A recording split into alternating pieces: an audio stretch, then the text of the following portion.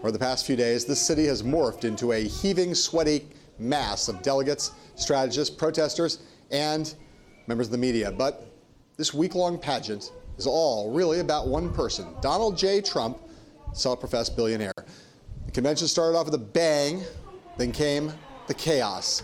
Anti-Trump delegates made a last-ditch effort to delay proceedings and force a roll call vote on the convention rules. They thought they had enough signatures to pull it off, but RNC officials shut down debate before it even started, reportedly saying some delegations withdrew their support at the 11th hour. That sparked outrage from delegates from Colorado and elsewhere who stormed out of the convention hall in protest. Bloomberg's Sahil Kapur is inside the hall.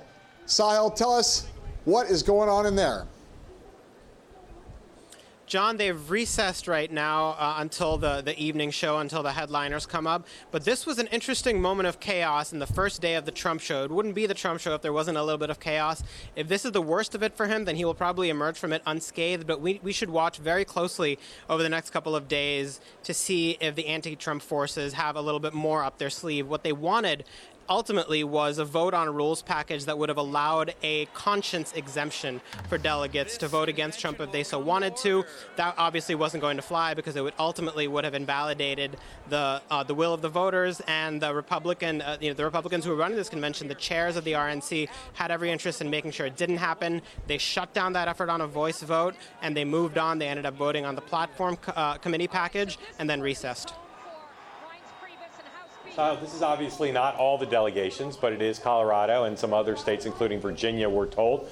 Going forward, what leverage do these people have? For instance, is there any notion that they might walk out when Donald Trump is speaking? We got reports that the entire Colorado delegation had walked out. I've not confirmed this independently, but a number of other reporters have said this.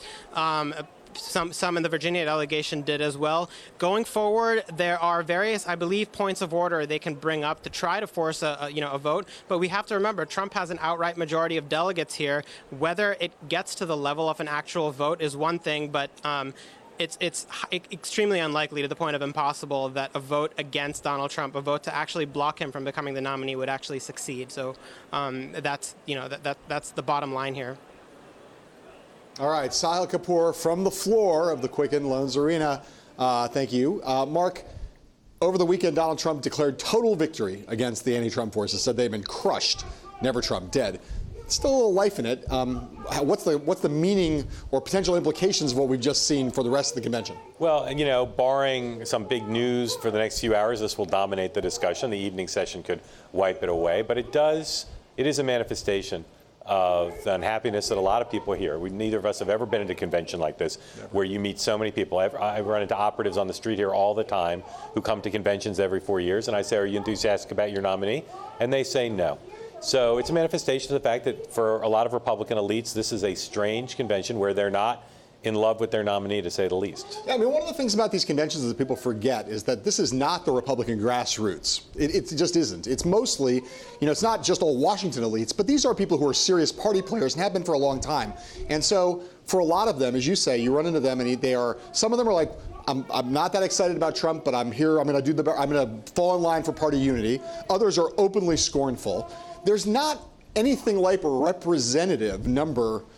This group is not representative of the level of enthusiasm that the party actually has for him. And is represented by the millions of votes that he got that allowed him to become the nominee. And that creates various management challenges for the nominee and for his people. Although you have to take your hat off to Paul Manafort. Trump brought him in originally not to run the campaign, but to worry about these convention issues. Guy, right. And he has done, I think, an extraordinarily skillful job of tamping down almost all of this. But I think the danger is we're going to have to learn more about the Colorado delegation and why they're so fired up against Trump. But if there's that Ted Cruz won, just a note, right? But he won a lot of states that aren't like this. But if they walk out on Thursday night when Trump is speaking, it will get a ton of coverage. It'll get a ton of coverage, and it will be a metaphor for the division. But as you said, Trump has a lot of support in America, a lot of support in the party, but some of the delegates just are not that into him. Right, and the thing is, right, I know the bell just went off, but I'll just say, the thing is that it's interesting about this is that, the absences of famous Republicans is like an absence. This is actual stuff the TV can show, and that's where it gets a little bit trickier.